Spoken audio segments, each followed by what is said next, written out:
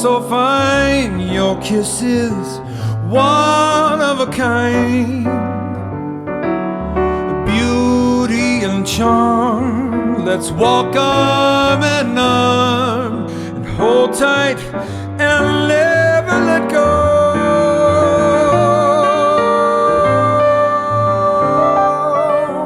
Oh, sweet love, I knew when I laid eyes on you, and you felt what I felt too. One single glance led to romance. Good evening. It's Tuesday, February 16, 2021 here in Cebu City. I'm Cherry Ann Lim and this is SunStar Tonight.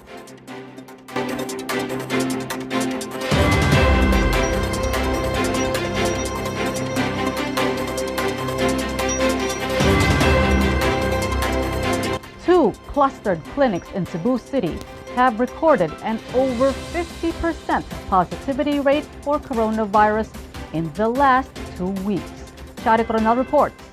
The Cebu City Emergency Operations Center has recorded an increase of positivity rate for coronavirus in 2 clustered clinics in the city for the last 2 weeks.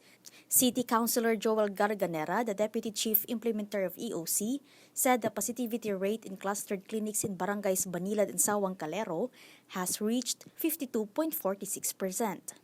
Last September 2020, the city only had 3.36% positivity rate. Garganera said these clustered clinics started to experience an increase in the number of patients tested positive for COVID-19 last January with 21.31% positivity rate. He added the cases now have reached a similar number as that of last year, particularly in the months of May, June, and July, when Cebu City was under the strictest community quarantine classification. Based on the data of the EOC, 61 were swabbed in the said clustered clinics in January. 13 of them tested positive for the virus. In February, of the 61 who were swabbed, 32 yielded positive. The EOC said all who were swabbed were symptomatic.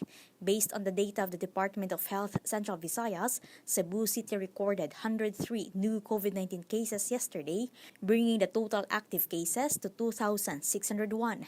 Meanwhile, Mandawi City will form a vaccine task force for each of its 27 barangays. Mayor Jonas Cortez said the Barangay Vaccine Committee will closely coordinate with the city's vaccine board. The task force will be composed of personnel from the Barangay Disaster Risk Reduction and Management Office. The mayor said he will personally meet with the barangay officials by batch to discuss the vaccination plan of the city. In another development, DOH said only 3 individuals who had contracted the B117 variant of COVID-19 are considered active cases. DOH said as of February 14, 40 of the 44 variant cases in the country have recovered. 1 patient was earlier reported to have succumbed to COVID-19 last month. DOH said the 3 active cases were identified as a returning overseas Filipino from the United Arab Emirates, a 20-year-old female from Mountain Province, and a 37-year-old male from Ipasugong, Bukidnon. Chari Coronel, SunStar Tonight. The Department of the Interior and Local Government Central Visayas has started its validation of the nationwide road clearing operations by visiting some towns in Cebu Province. Kenneth Torres reports. The validation for the nationwide road clearing 2.0 has officially started today. The Department of the Interior and Local Government Central Visayas has visited the local government units of Ronda, Barili, Pinamungahan, and Uslob in Cebu Province for the validation.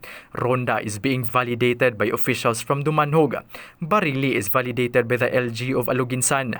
Pinamungahan is validated by Toledo City, while Uslob is validated by Santander. Lawyer Ian Kenneth Lucero of the DILG Central Visayas said, based on the schedule, other areas in the province are set to be validated and assessed on February 22 and March 1.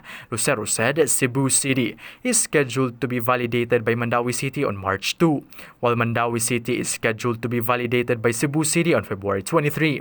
Meanwhile, Mandawi City has conducted a dry run road clearing assessment. During the dry run, DILG Mandawin noted a few obstructions seen on the streets like utility posts of electrical and telecommunications companies, trees, as well as illegally parked vehicles. February 16 to March 2 is a validation period for all provinces, cities, and municipalities, while March 9 is a deadline for all DILG regional offices to submit their respective compliance data and forms, as well as attachments to the DILG Central Office Bureau of Local Government Supervision.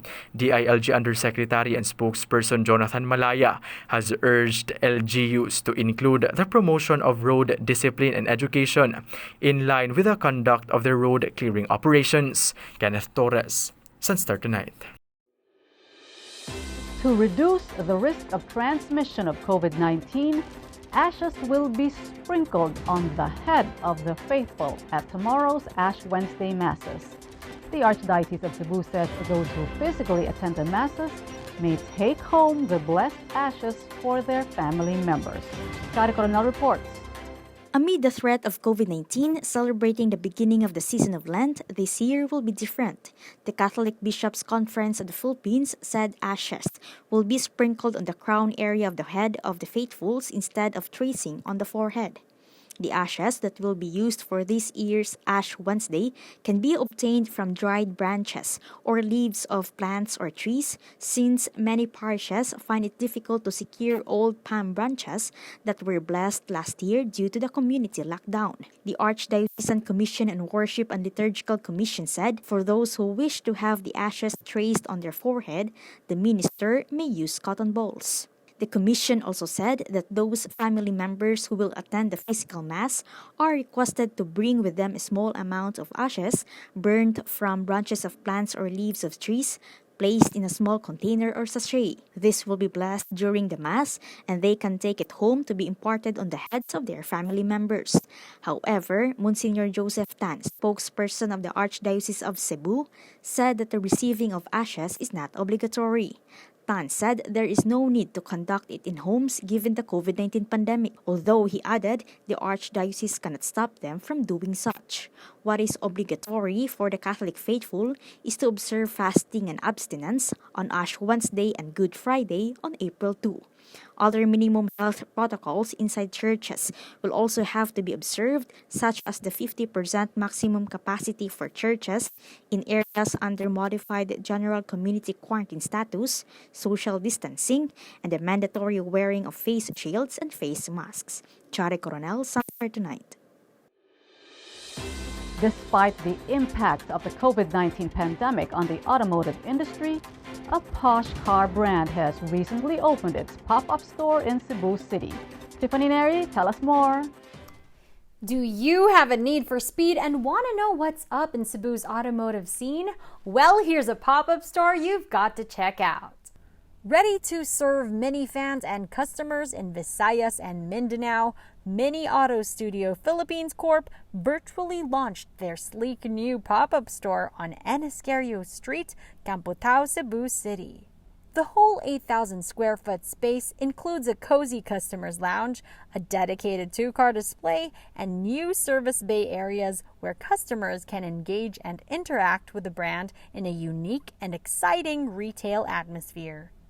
You can pop in and schedule a test drive if you want to know how smooth the mini ride is. Also, don't forget to like and share this video to let everyone else know. Once again, this is Tiffany Neri for Lifestyle on SunStar Tonight. Back to you, Cherry. To get the latest, visit www.sunstar.com.ph. Follow us on our YouTube channel and official social media accounts on Twitter and Facebook. I'm Cherry Ann Lim, and this has been SunStar Tonight. See you again tomorrow. Good night.